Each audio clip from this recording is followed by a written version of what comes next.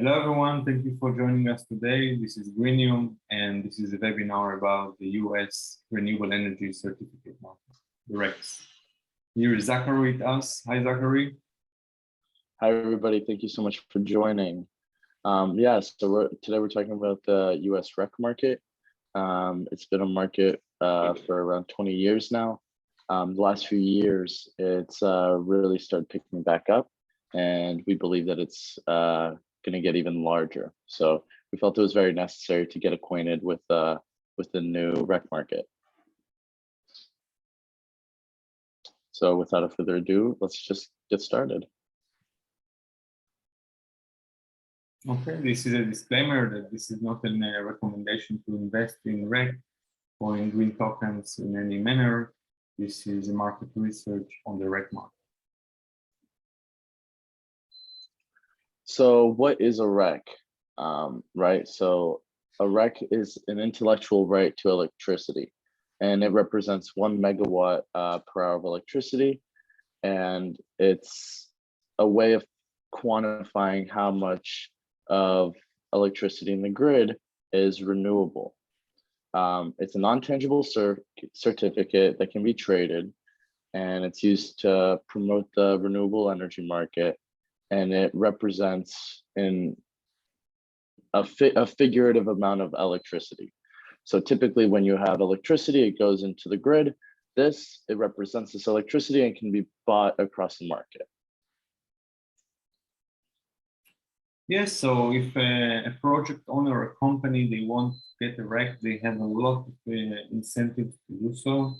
And they have like 5 requirements for the REC certification. For example, in Texas, it's different from state to state, but there are mostly common things that are asked from the project owner or from the ones that administrate solar or wind systems or other renewable energy to submit. There is, of course, the proof of ownership.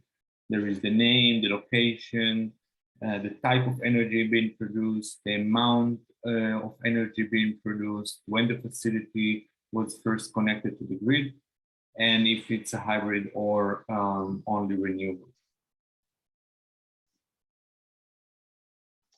Yeah, and there's actually many different sources of energy that can be provided RECs. So as we said, RECs are renewable energy, but renewable is a very broad term. States are typically able to define renewable in their own way, but generally what we like to say is that it's generated by any source that gets replenished naturally during a human lifetime.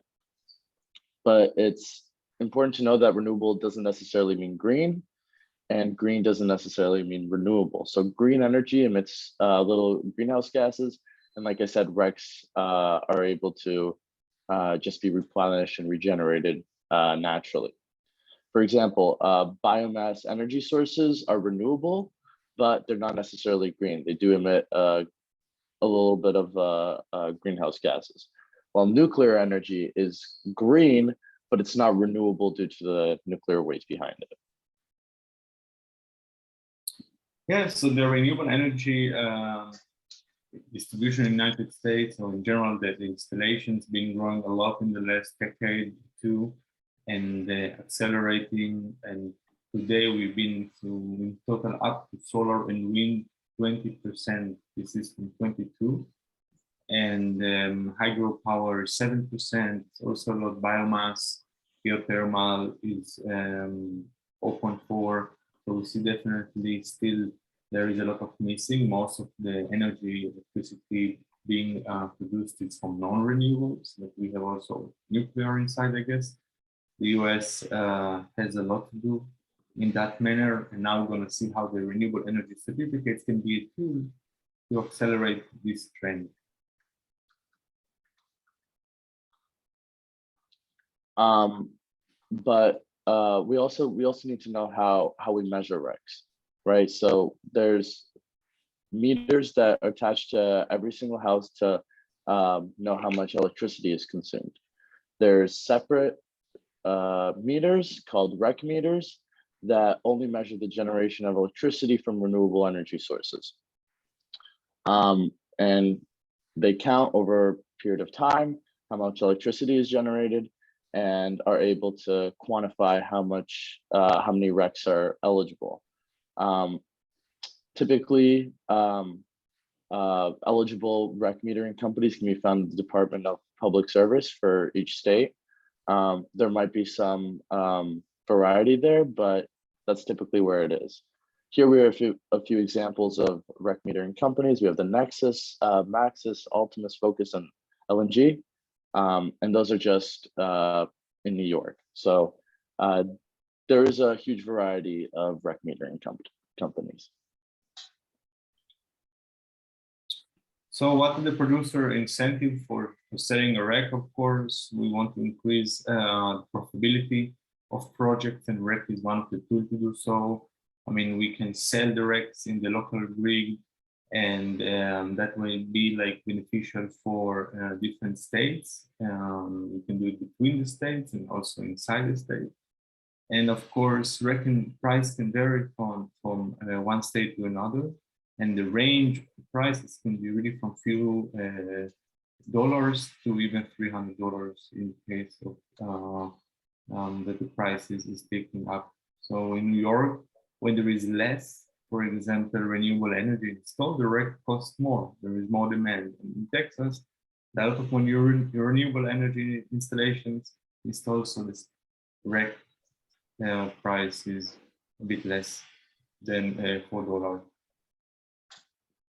each.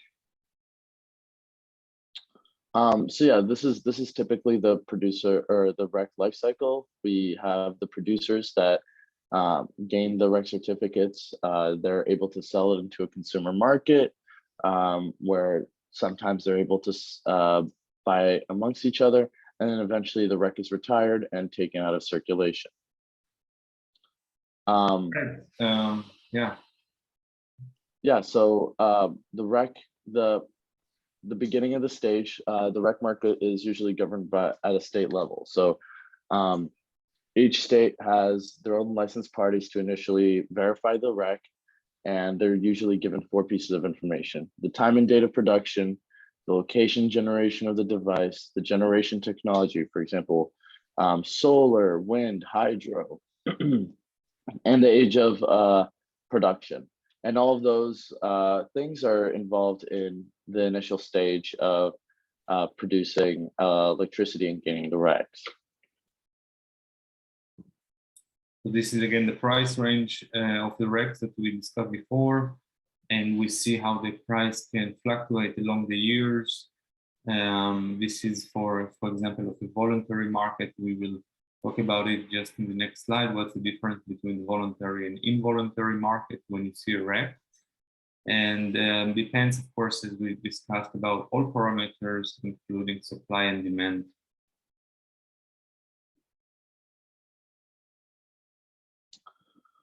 So purchasing RECs.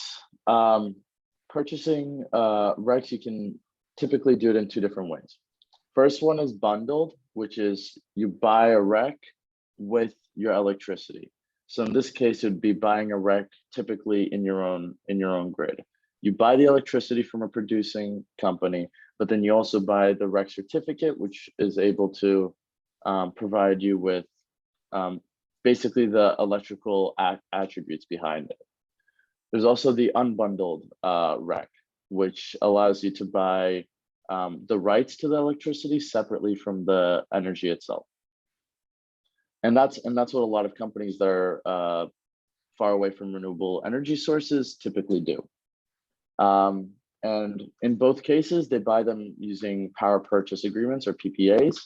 And it's just a contract between a consumer or producer to be able to purchase these bundled or unbundled RECs. And there's a lot of variety to these contracts. A lot of the time they buy these RECs, these bundled or unbundled RECs annually, monthly. So they measure the amount of electricity they generated or consumed, and will only buy that every month or every year or so.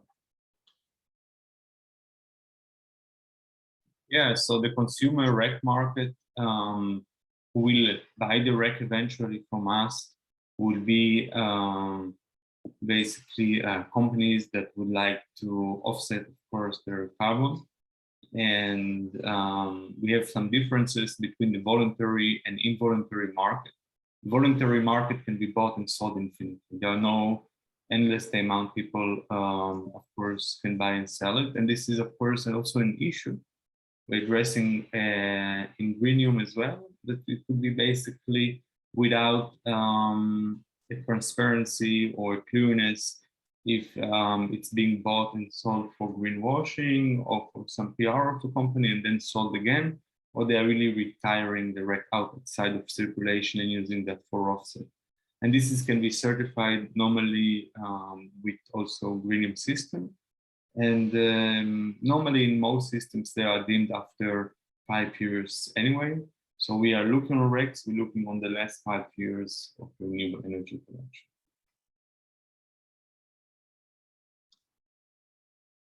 So retiring a REC is essentially, like Asaf said, taking it out of circulation. It essentially, the last entity that owns the REC, once it's retired, holds the electrical attributes to it. But once it's retired, they're not able to use it ever again. They can't use it to meet compliance standards. They can't submit it to regulatory systems anymore, and basically it disappears. But in order to do that, you do have to submit it to a governing body, get the REC certified to retire it. And it has to be tracked through regional tracking systems. In the US, there's many. And once it gets retired, it gets completely taken out of the tracking system and out of circulation. Yeah, so we then track the REC normally and using a barcode, using a specific signature. These are regionally based serious numbers normally used to authenticate what REC comes from where, and then it's connected and verified. And it's make sure it's not double counted.